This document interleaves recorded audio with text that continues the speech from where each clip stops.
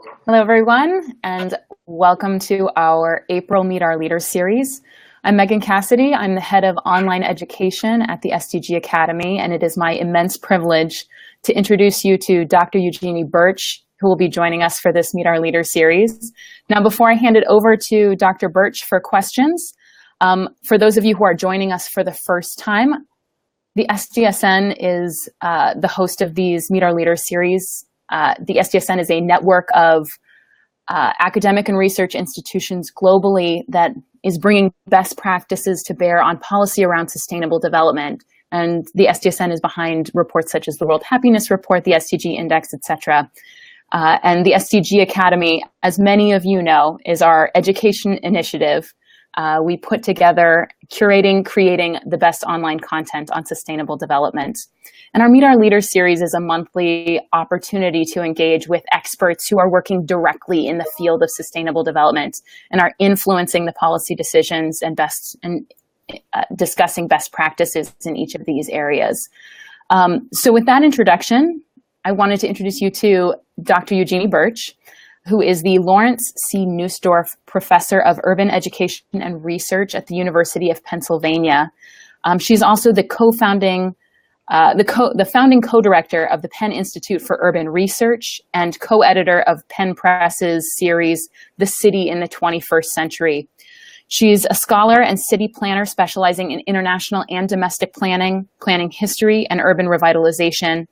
She is a member of the U.S. National Committee for Habitat, the Sustainable Development Solutions Network Thematic Group on Resilient Cities, and an associate editor of the Journal of the American Planning Association. She's revolutionized the field of urban development, which is clear from her numerous awards, her editorial chair positions, and her teaching appointments. So with that, I want to dive right into some of the questions with Dr. Birch. So to start off, and the words, coming into the field of sustainable development and urban planning specifically, within your career, when did you begin getting involved in sustainable development? Was there a specific experience in your life, personal, historical, that brought you to that point? Well, first of all, thank you very much for the lovely introduction. In terms of my career, which has been a bit of a long one, I would point to my experience as a Fulbright scholar. When I graduated from college, Bryn Mawr College, where I had majored in history and Latin American affairs, I was lucky enough to have been awarded a Fulbright fellowship. I took that fellowship and went to Quito, Ecuador, and that was a time when the country was extremely poor. It was before they discovered oil, and it was a time when the country and Quito itself and Guayaquil, its secondary city, were rapidly urbanizing.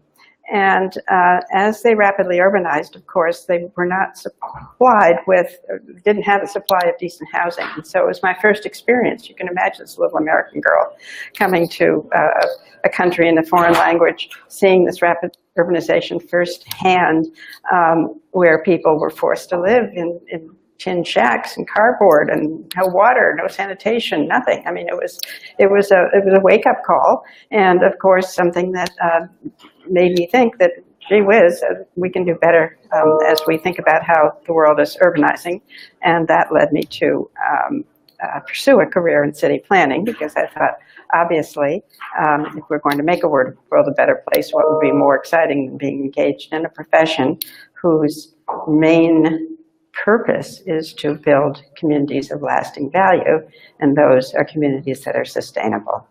By the way, I have to tell you, I'm in the middle of the beehive here, in the sense that I'm in the middle of some meetings at the UN, and so I found myself sort of a quiet corner, but you may hear a door open and close because I'm outside of a conference room, surreptitiously making this, having this webinar. So I apologize for any background noise that you may hear.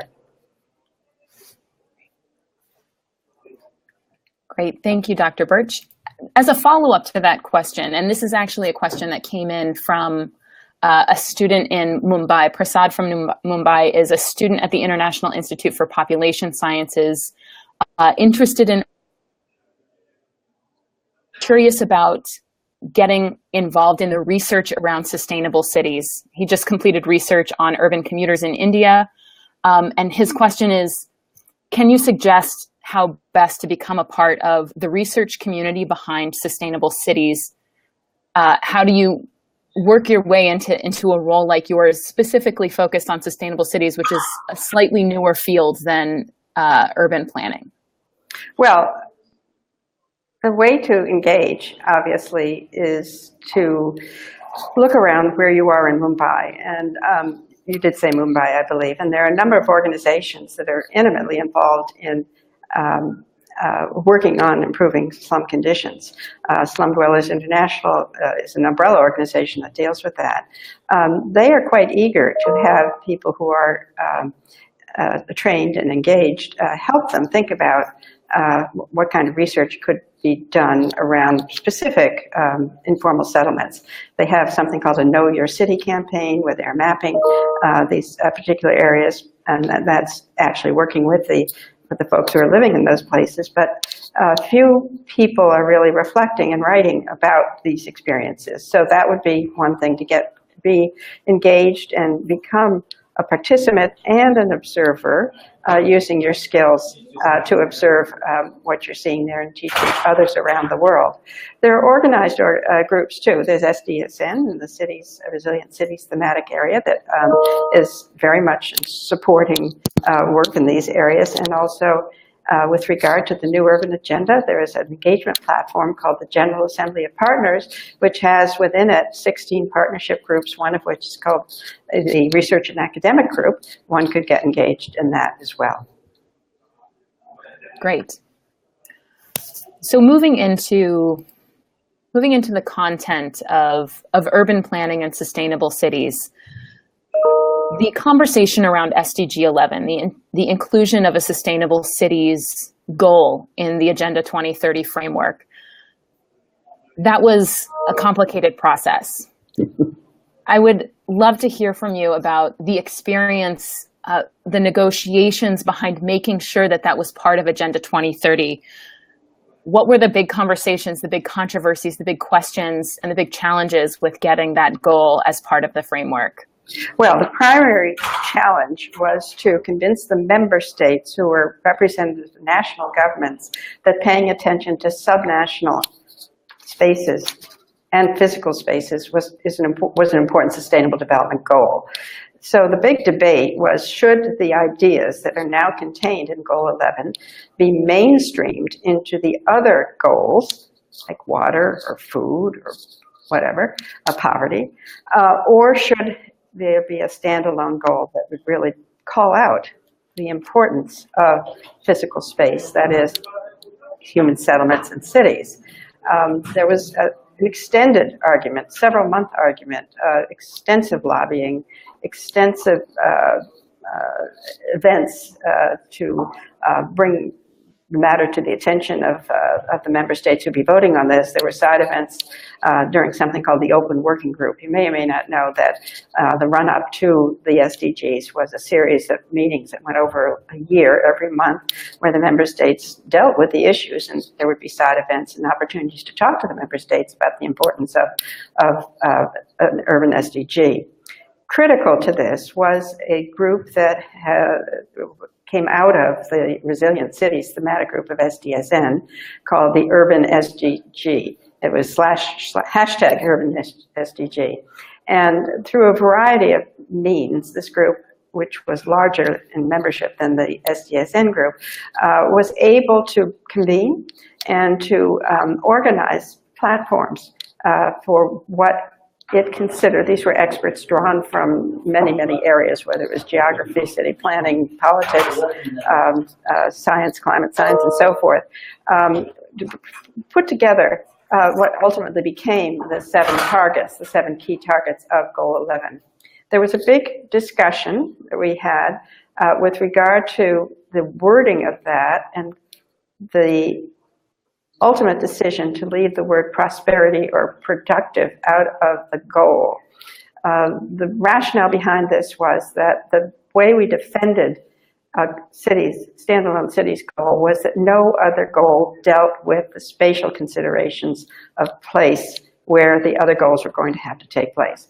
And so the productive issues that of economy were dealt with other goals. So we thought we'll leave that to the other goals. We will fight for things like housing, things like transportation, things like protecting the cultural environment, dealing with the environment itself, dealing with disasters, dealing with public space and having sufficient amounts of public space and so forth.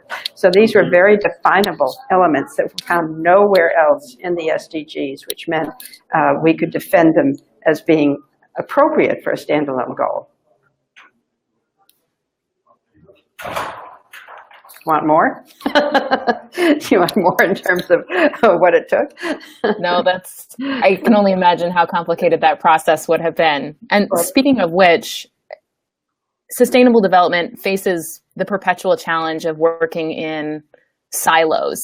So you see the agriculture community, the health community, the education community, the policy community, all kind of working in their own silos. The city's goal really does require an incredibly interdisciplinary approach to be achieved. Arguably, it's one of the most interconnected goals because it really does require each of these sectors to be working together at the city level. What do you see as the major challenge in seeing that happen at a subnational level?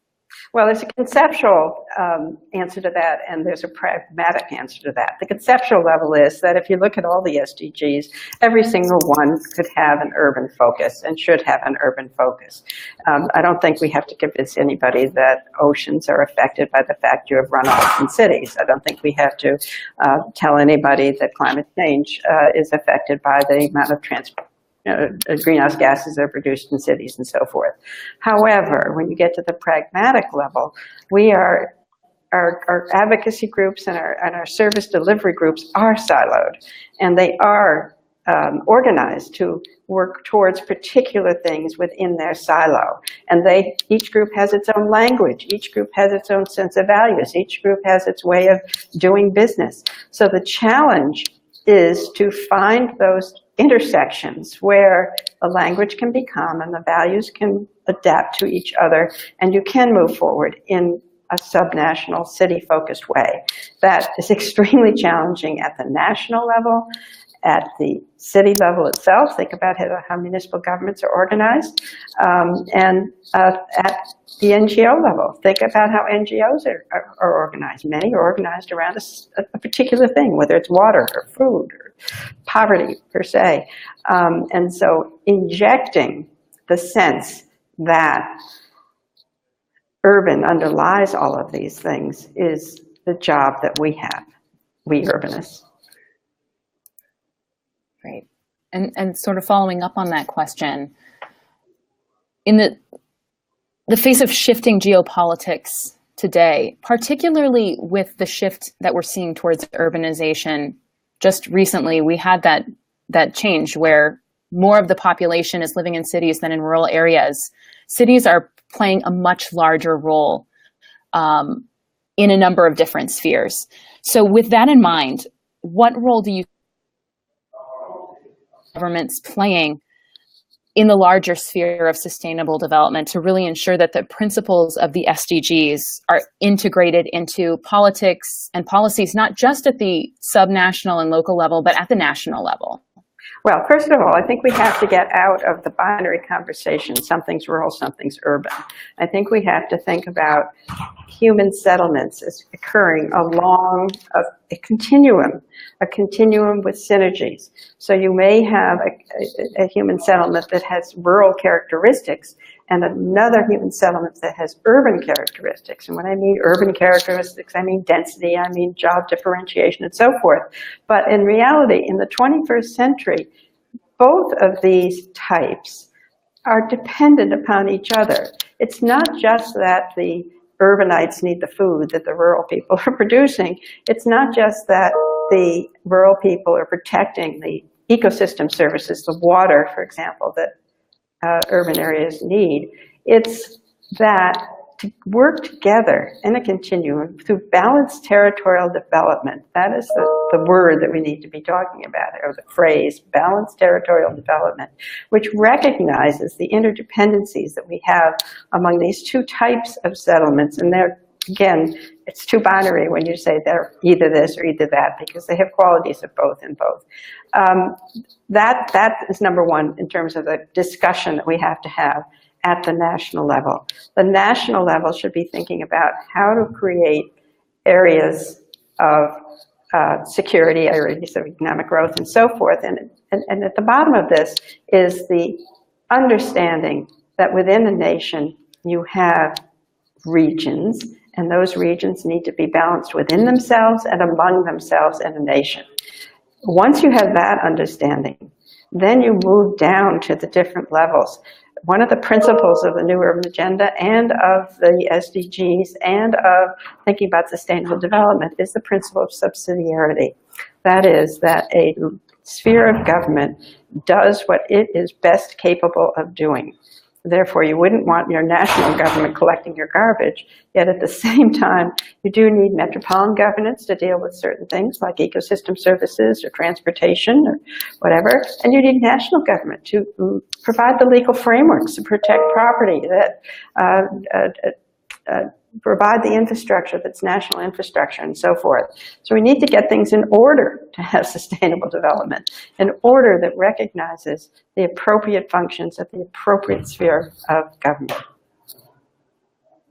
Not just recognizes, by the way, it has to, the system that our ideal system has to recognize and empower both politically and fiscally the levels of governments to do what they need to do. Great. In terms of the fields of urban development and sustainable cities, what new developments excite you the most in this field? There's so much technology and change going on. Any specific technologies or frameworks or data collection systems or about the state of urban planning right now? Well, there are a couple of things. There are lots of things, but let me think of a couple of things. First of all, this idea of smart cities has been around for a decade or so, but the idea of smart cities now is being democratized. And so we think of, again, within a city or a metropolitan region, how to best use technology. And this can range from everything to making sure that our transit systems work properly to having crowdsourcing around services that are needed.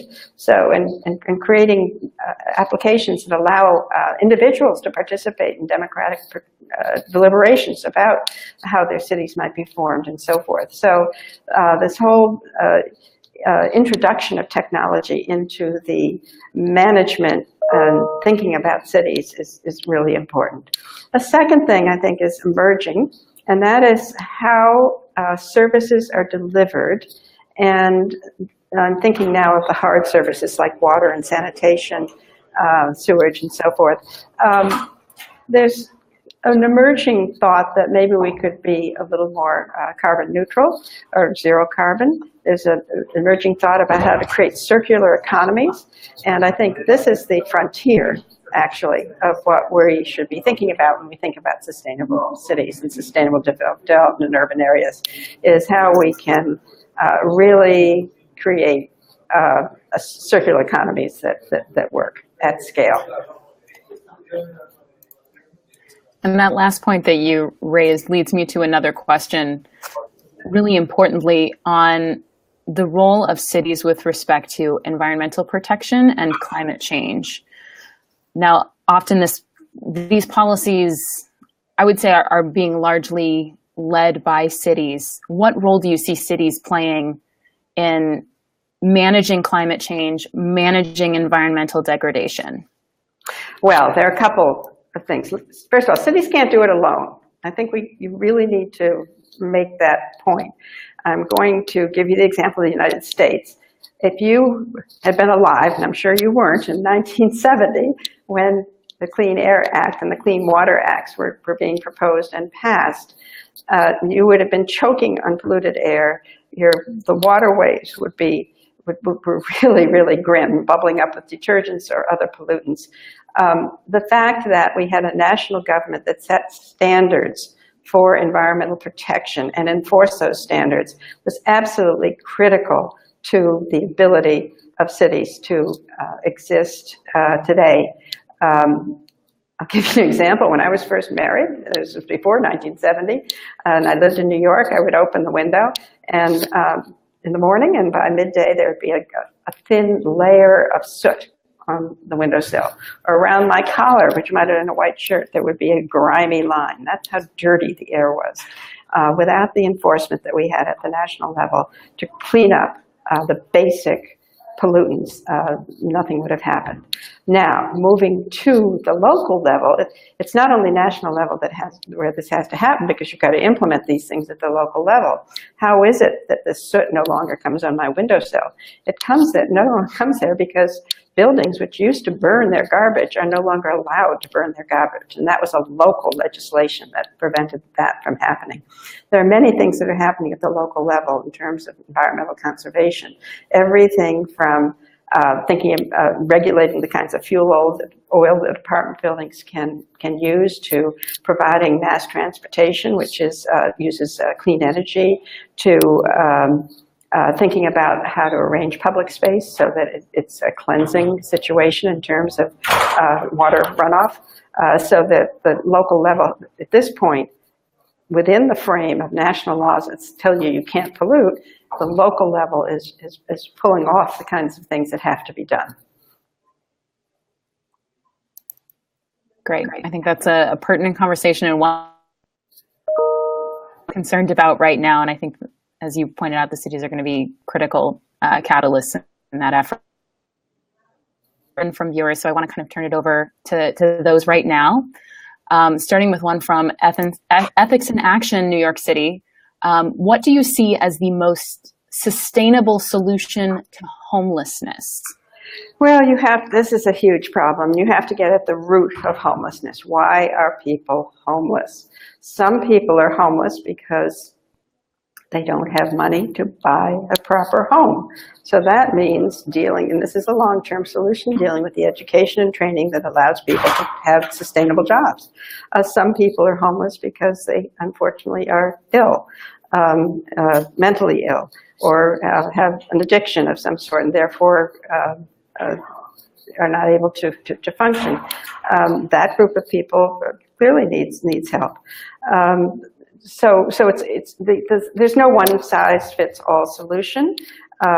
There's issues of, when you think about who the homeless are, besides these two big groups that I gave you, a large majority of the homeless are children.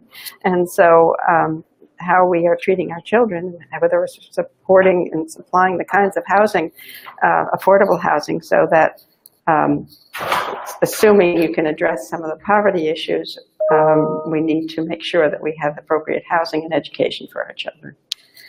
It's not simple. Yeah.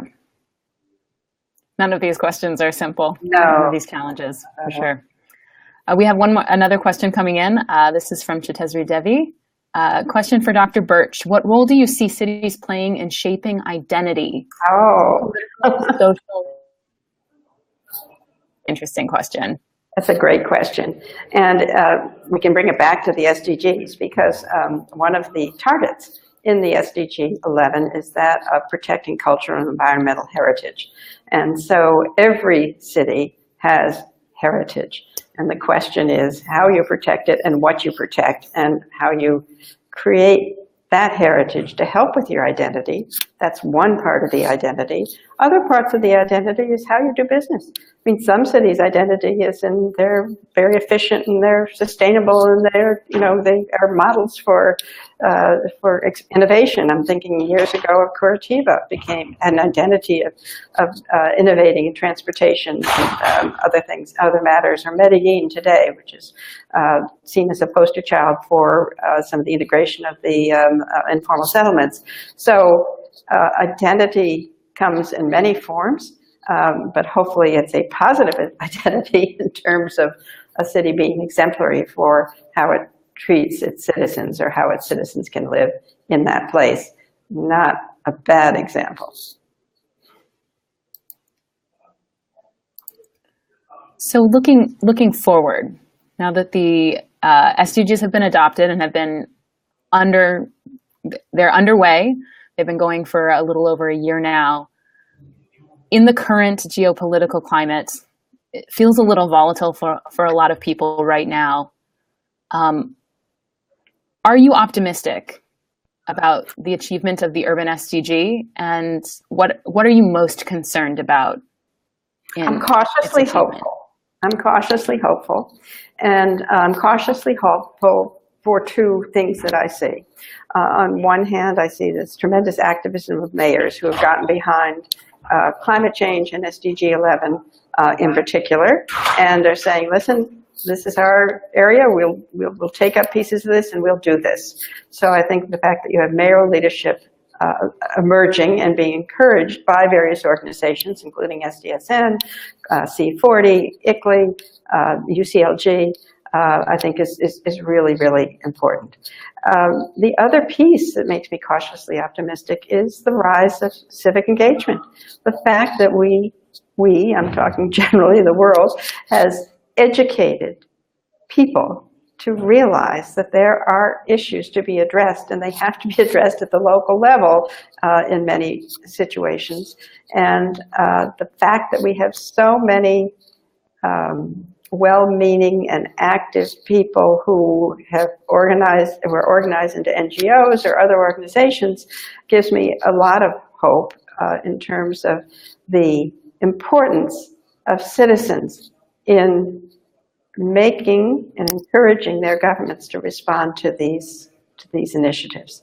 The challenge, of course, is to get the word out, and also to show mayors and others that what's being suggested can be easily integrated into items they may already be doing. I, for example, would bring to your attention the manual that SDSN did on Goal 11, in which they talk about how it can be implemented in cities, that the manual does. And in the appendix, what the authors did was to take New York's current strategic plan, which is called New York 1, and map that plan, which is in legislation, it's being pursued, and demonstrate how the targets and indicators of SDG 11 map so well with what's already being done. So there's a whole communications, education discussion that is occurring in many places, and that needs to continue. Great. I think, speaking to that challenges aspect, I want to dig into that just a little bit more, given how much has changed globally since the urban SDG was adopted, given how much kind of the political tides have shifted in a lot of parts of the world. Do you see those political challenges as being barriers to the achievement of SDG 11, or do you think it will really galvanize that local level behind achievement of the SDG? The world has changed. We have some national politicians who are less supportive of these values than other politicians. But we also have populism arising, and the good side of populism, not the bad side.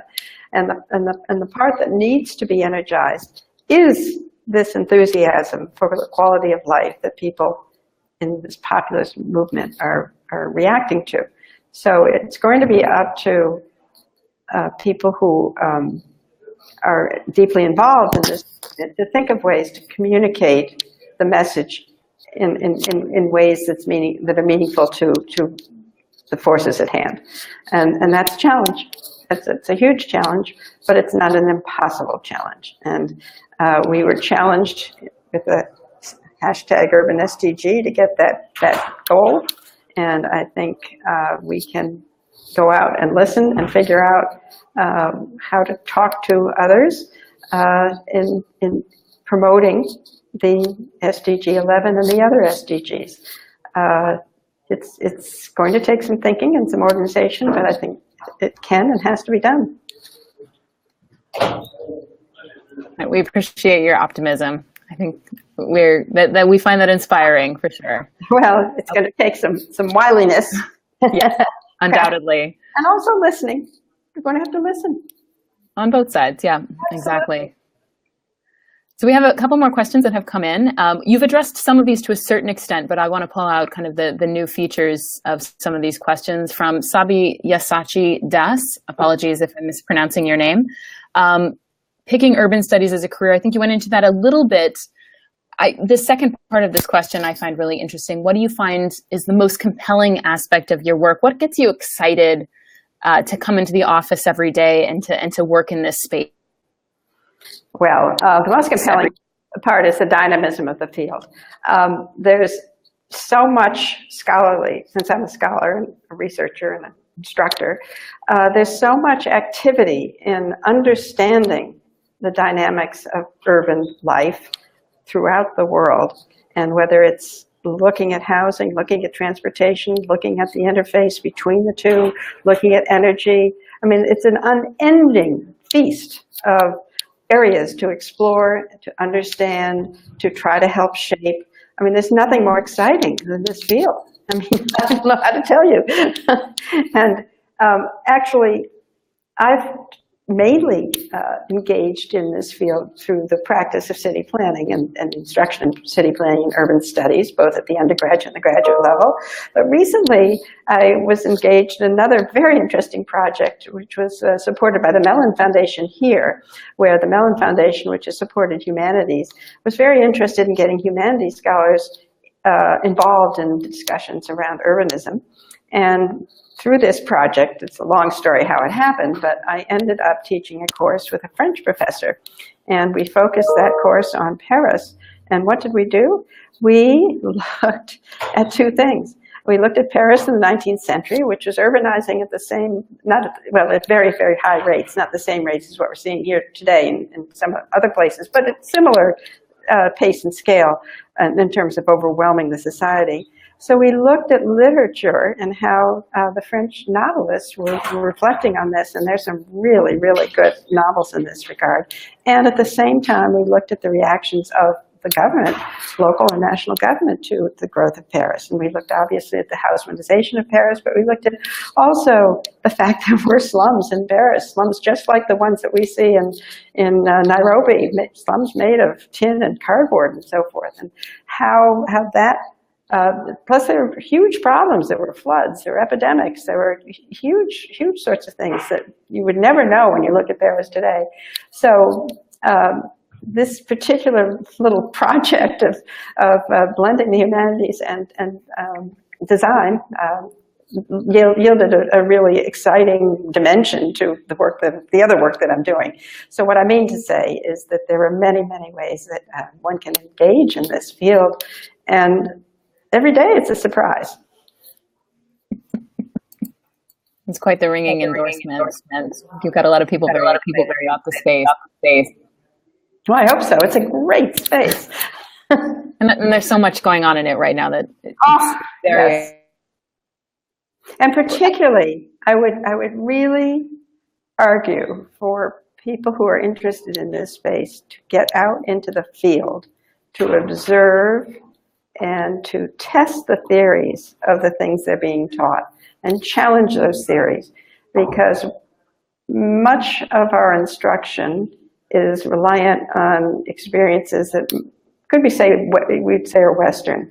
And it's now time to rethink how we're looking at cities based on what's happening in non-Western cities. I think that is probably the most interesting frontier that we have in front of us. Do you have examples that you would pull out as some of the different in any number of cities, but are there certain cities that you found particularly instructive or fascinating to watch in their development over the past few years? Well, actually, this statement comes from a couple of PhD students I have right now who are very concerned, and this is very germane to the field of city planning, who are very concerned that the traditional theories of city planning really don't recognize the dynamics that are occurring, particularly in informal settlements.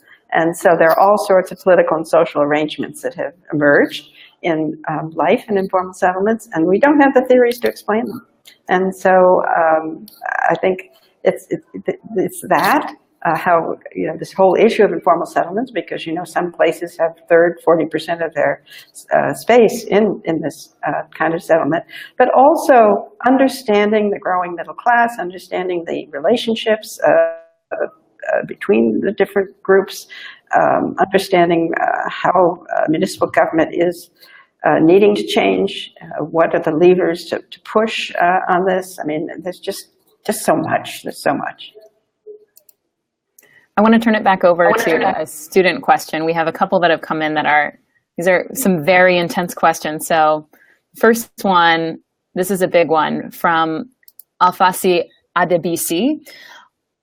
Population, transport, employment, energy, and waste management are key challenges of sustainable development in the urban system. What are your views on the key focus of innovations to solve these issues?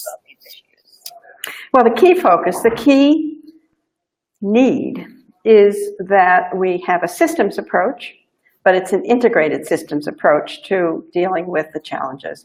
So we're not just going to talk about how you deal with transportation, but we're going to deal with why are we putting transportation in certain places, because how does that affect employment, and where's the housing going with regard to that, and are we integrating the public space that we use for transportation so that we have the proper space for sewage lines, and water delivery systems and so forth. So it's getting this bridge, building this bridge to getting the professionals who have expertise in particular areas to sit down and talk before they make those decisions, and create the kind of decisions that are integrated as they go forward.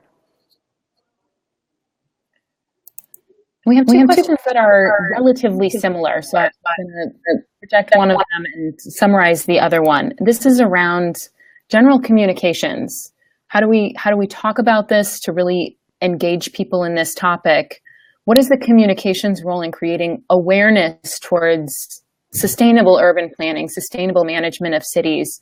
And that question comes from Shamela Farouk. We have a similar question coming from May Ann about how do we encourage people to look beyond their local contexts and better understand their urban environment? Good, very, very good questions. In terms of communications, earlier in this conversation, I said it's really important for people to get out in the field and look around and see what's happening. I think we need to give groups, public, our fellow citizens, images of what works and what doesn't. So we need to be really producing visual evidence. We need to be producing testimonies and so forth so that people can relate to what sustainable urban development is. And this relates to getting out beyond your neighborhood. The biggest issue, I would say, that we have in governing and managing spatial development in urban places is how you reconcile the needs of a local place with citywide needs. This is the challenge.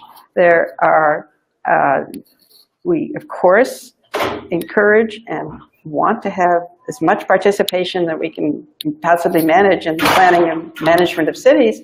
On the other hand, there oftentimes is a level of introspection or a level of self-centeredness among some of the participants who are really focused on their block, their neighborhood, whatever, and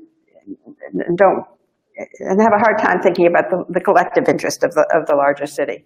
And that's really an educational, communications problem, and so forth. And it's not an easy area. But we need to create mediating arenas in which conversations can take place to negotiate the kinds of changes we need. What do I mean by this? Well, let's say a city needs to deal with its transportation and housing and so forth in a systematic manner, but it may displace some people. Well, we have to figure out a way to do that. And that's not easy. We're getting towards the end of our time with you, so we have just a few more questions. Sure. Thank you for bearing with us. Oh, it's my delight. Thank you for bearing with me. There have been people going back and forth to this conference room. I don't know what they're talking about, but it's actually been surprisingly quiet and very clear, so we certainly appreciate that. Question regarding, the role of the SDSN is to bring this academic community the groups kind of creating the best practices, doing the research on these sustainable development issues into a policy environment. There are challenges with this at any scale. I think you could argue that cities have done it a bit more successfully. So again, this kind of comes back to the silos question just a little bit. How do you reconcile these two communities that often those best practices, that research is kept in one place and those implementing policy are elsewhere? How do you keep those two communicating? Well, that's it, communicating. If you're a policy or decision maker, you need answers right away. And you need answers that are meeting certain needs that the researcher doesn't meet necessarily. That is, if you're an elected politician, you're responsible to your constituency. The research that may come through from some of our researchers may not address those particular issues or may not understand that the kinds of decisions that have to be made are negotiated decisions, they're compromise decisions, they're not pure decisions, there are lots of factors that affect how decision making is made. And so we really need a lot more conversations among researchers and policymakers so that the research that's undertaking is done in a manner that's useful to the politician. At the same time, the research that's undertaken is educational to the politician. And the reward systems in the two areas are very different. The reward system for a researcher is basically how many articles did you get in a refereed journal, or how many books did you write? And the reward system for the politician is how many buildings did you build, or what problems did you solve? And so finding ways to translate the research in meaningful ways for the politician, and for the politician to articulate to the researcher what are the problems he's got to solve. And, these are the conversations that need to take place. Final two questions, and then we'll leave you to your plenty of meetings at the UN. Thank you. Being a woman in the field of urban planning, how has gender kind of influenced your career path, or has it? And what role has being a woman in the field of urban planning, what have you seen there? I must confess that when I was in graduate school, in my planning program, there were 3 women and 30 men. So quite a ratio, I must say. At any rate, there's been a lot of progress in terms of the ability of women to secure the education they need to become professionals. The ability of women to operate in the political arena is another stream that we could talk about. But basically, the changes in the ability of women to have public lives, whether they're in civic engagement, whether they're in politics, whether they're in research and academia, has changed dramatically over the past few decades. And we have to keep fighting for this. We have threats to this on the horizon. And I'm going to scold you as a younger woman right there. You've got to keep your guard up, because we could lose it. We could lose it.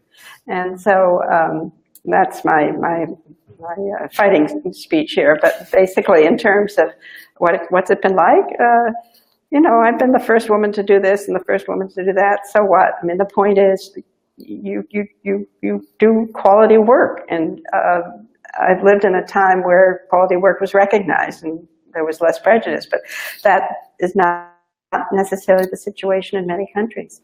And so we need to keep supporting our sisters in other places to help them become empowered, and to find ways to make sure that the values and views that we have that come from our gender are received and respected as those that come from another gender.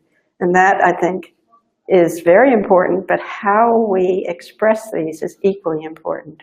We need to convince ourselves and others that the gender perspective is important and valid and has something to contribute to how we build our cities.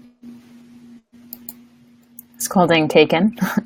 No, I didn't mean take that advice on board, and I think that's critical advice right now.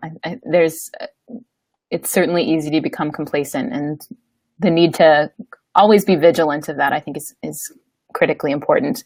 So final question, and you've addressed this to a certain extent, kind of thinking about the upcoming generation working in urban planning, working with sustainable cities. What would you give as advice for those watching right now, their very next step? You've gotten them fired up about urban planning, the importance of cities and achieving SDG 11. What is the next step? What is something that they can do right now to or get active in this space? Well, it depends on where they are right now. So if you're a student, obviously getting the training that you need to operate in the space is really important. And this is technical training as well as humanities training, understanding how cities work, but also the technical sides of how much water a pipe can hold. Very, very important. In terms of if you're engaged civically, it is rolling up those sleeves and staying focused on the need to be a voice for sustainable development. And students and civic engaged people can do this together. I don't mean to separate the groups.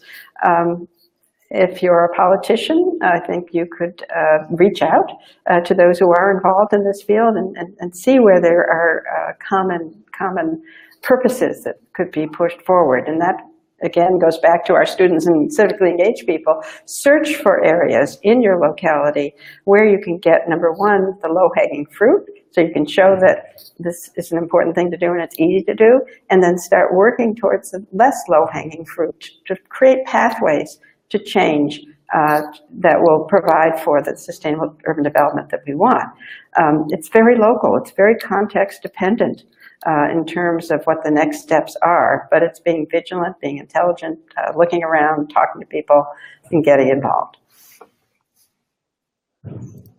Fantastic. And on that optimistic note, we will go ahead and wrap up our April Meet Our Leaders series. On behalf of everybody who contributed questions, everybody who is watching this now and will be watching this once it's archived on our Facebook page, thank you so much, Dr. Birch. This has been really informative, really inspiring, and I think we've all taken away a fair bit about the importance of sustainable cities and urban planning more broadly in the sustainable development agenda. So thank you very much. Well, thank you for doing this, and thank all the people who sent in those fabulous questions. Yes, They're really definitely. Great. Thank you. Now, just a reminder for all of those of you who are just wrapping up with us, our next Meet Our Leaders series will be early May, so keep an eye on our Facebook page, on our social media. We will be announcing that shortly. And for those of you interested in our SDG Academy courses, the spring semester is underway, and we have a number of new courses that are going, including our Sustainable Cities course, which will be relaunching in May, so stay tuned. Thank you, everyone. Bye-bye. Understand your city, understand the world.